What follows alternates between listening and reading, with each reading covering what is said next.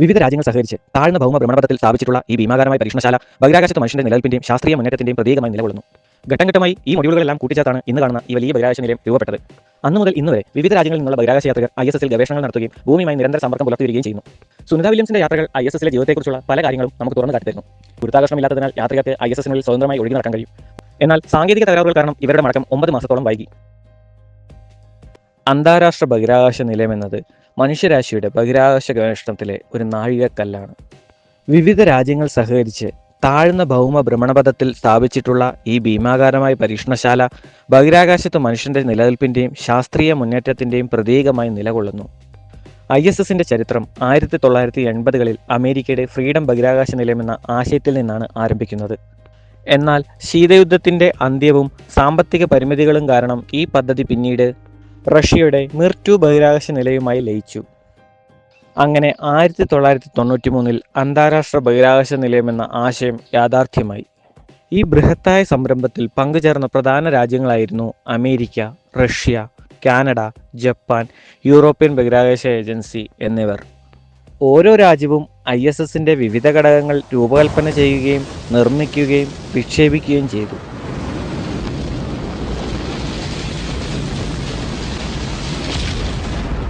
1998-ൽ Russia വിക്ഷേപിച്ച സാരിയ മൊഡ്യൂളാണ് ISS-ന്റെ ആദ്യത്തെ ഘടകം. തുടർന്ന് അമേരിക്കയുടെ യൂണിറ്റി മൊഡ്യൂൾ എത്തിച്ചേർന്നു. ഘട്ടം ഘട്ടമായി ഈ മൊഡ്യൂളുകളെല്ലാം കൂട്ടിച്ചേർത്താണ് ഇന്ന് കാണുന്ന ഈ വലിയ ബഹിരാകാശ നിലയം രൂപപ്പെട്ടത്.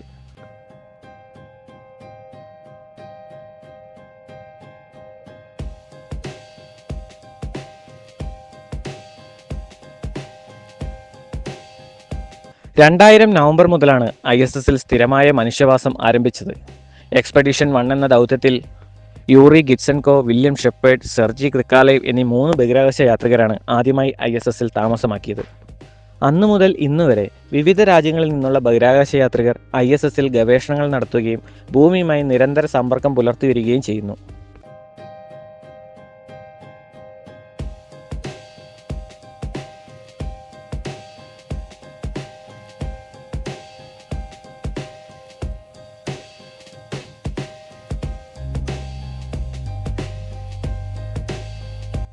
സ്പേസ് എക്സും ബോയിങ്ങും ഈ പദ്ധതിയിൽ പിന്നീട് നിർണായക പങ്കാളികളായി മാറി.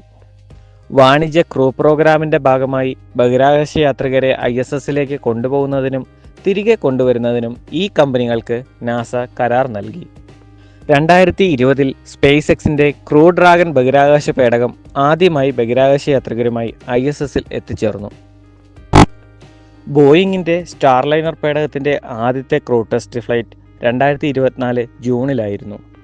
അതിൽ സുനിത വില്യംസും ബുച്ച് വിൽമോറും ISS-ൽ എത്തിച്ചേർന്നു. എന്നാൽ സാങ്കേതിക തകരാറുകൾ കാരണം ഇവരുടെ മടക്കം 9 മാസത്തോളം വൈകി.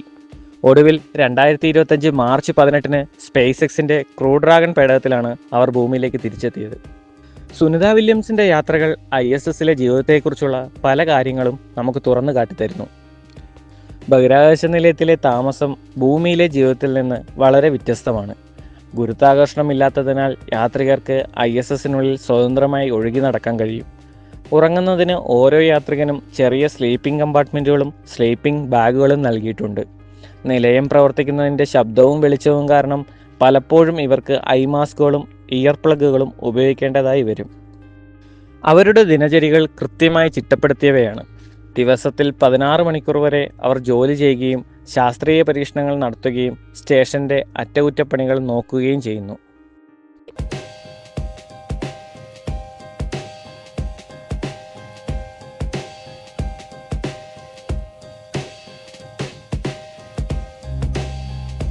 വിശാലമായ ടോയ്ലറ്റ് ഫെസിലിറ്റീസ് ISS-ൽ ലഭ്യമല്ല. അതുപോലെ ജലത്തിൻ്റെ അപര്യാപ്തത മൂലം അവിടെ കുളിക്കാനും സാധ്യമല്ല. പകരം വെറ്റ് പൈപ്സ് ഉപയോഗിച്ച് തുടച്ചെടുക്കുകയാണ് അവർ ചെയ്യുക.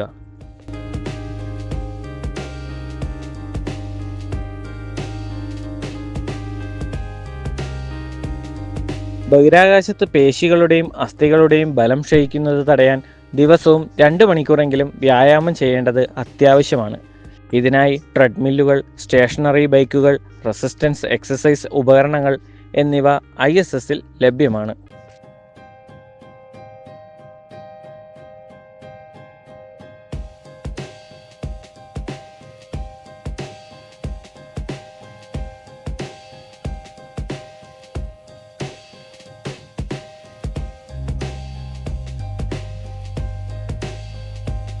ഒരു ഫുട്ബോൾ ഗ്രൗണ്ടിനോളം വലിപ്പമുള്ള ISSലൂടെയുള്ള യാത്ര ദാ ഇതുപോലെയാണ്.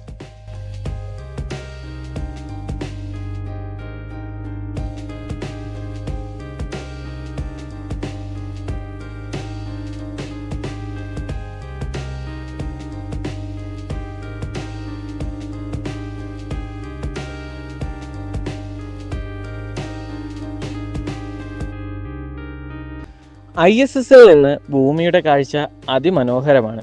ഭൂഖണ്ഡങ്ങളും സമുദ്രങ്ങളും മേഘങ്ങളും നഗരങ്ങളിലെ രാത്രി വെളിച്ചവും ഇവിടെ നിന്ന് വ്യക്തമായി കാണാൻ കഴിയും. ഭൂമിയിൽ നിന്ന് ഏകദേശം 400 കിലോമീറ്റർ ദൂരെയാണ് ISS സ്ഥിതി ചെയ്യുന്നത്. ഓരോ 90 മിനിറ്റിലും ഒരു സൂര്യോദയവും അസ്തമയവും യാത്രികർ അനുഭവിക്കുന്നു. ഇതവരുടെ ഉറക്കത്തെയും മറ്റ് ശാരീരിക പ്രവർത്തനങ്ങളെയും ബാധിക്കുന്നുണ്ട്.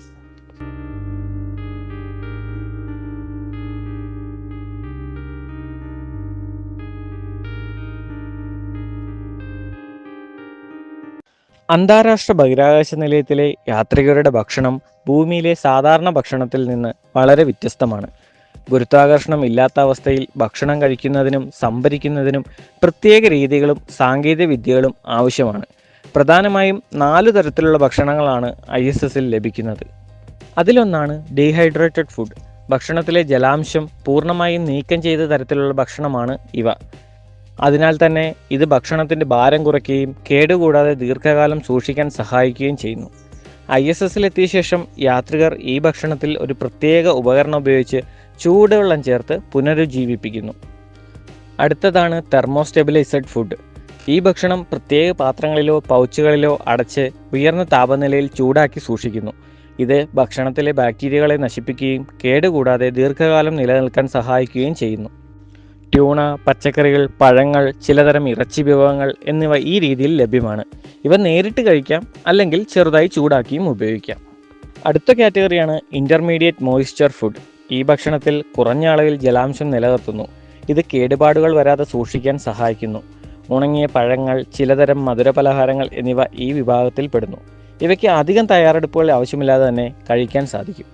അവസാന കാറ്റഗറിയാണ് നാച്ചുറൽ ഫോം ഫുഡ്. ഭക്ഷണത്തെ അവയുടെ സ്വാഭാവിക രൂപത്തിൽ തന്നെ ലഭ്യമാക്കുന്നു. എന്നാൽ ഇവ കേടുകൂടാതെ സൂക്ഷിക്കുന്നതിന് പ്രത്യേക പാക്കേജിംഗ് രീതികൾ ഉപയോഗിക്കുന്നുണ്ട്. നട്ട്സ്, ആപ്പിൾ, ഓറഞ്ച് തുടങ്ങിയ പഴവർഗ്ഗങ്ങൾ ഇവയെല്ലാം ഈ വിഭാഗത്തിൽ പെടുന്നതാണ്. ISSൽ പാചകം ചെയ്യാനുള്ള സാധ്യതകൾ വളരെ പരിമിതമാണ്. ഗുരുത്വാകർഷണമില്ലാത്തതിനാൽ സാധാരണ അടുപ്പുകളും പാത്രങ്ങളും ഉപയോഗിക്കാൻ കഴിയില്ല. ഭക്ഷണം ചൂടാക്കുന്നതിനായി പ്രത്യേക ഓവനുകൾ ലഭ്യമാണ്. എന്നാൽ ഇത് ഭക്ഷണം പാകം ചെയ്യുന്നതിന് ഉപയോഗിക്കാനാവില്ല. മറിച്ച് മുൻകൂട്ടി തയ്യാറാക്കിയ ഭക്ഷണം ചൂടാക്കാൻ മാത്രമാണ് ഇത് ഉപയോഗിക്കുന്നത്. വെള്ളം ചേർക്കുന്നതിനും ഭക്ഷണം ചൂടാക്കുന്നതിനും മാത്രമുള്ള സൗകര്യങ്ങളാണ് പ്രധാനമായും ISSൽ ഒരുക്കിയിട്ടുള്ളത്. ഭക്ഷണ സാധനങ്ങൾ ഭൂമിയിൽ നിന്ന് ISSലേക്ക് കൃത്യമായ ഇടവേളകളിൽ ചരക്ക് പേടകങ്ങൾ വഴിയാണ് എത്തിക്കുന്നത്. ഓരോ ബഹിരാകാശ യാത്രികനും അവരുടെ താല്പര്യങ്ങൾക്കനുസരിച്ചുള്ള ഭക്ഷണങ്ങൾ തിരഞ്ഞെടുക്കാൻ അവസരം ലഭിക്കാറുണ്ട്.